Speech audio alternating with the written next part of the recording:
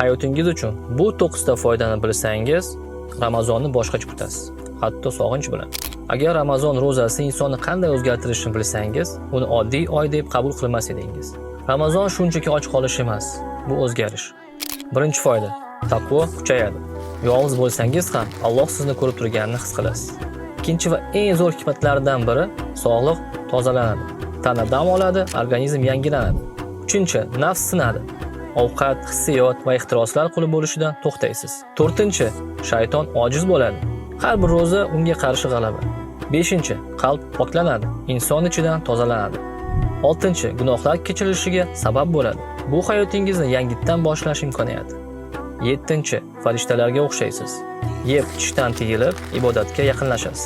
Sakkizinchi, sabr kuchayadi. Sabrli inson kuchli inson. To'qqizinchi, rahm shafqat uyg'onadi. Ochlik kambag'allarni tushunishga o'rgatadi. Endi savol: agar ro'za shuncha foyda bersa, nega hali ham uni og'ir majburiyat deb o'ylaysiz?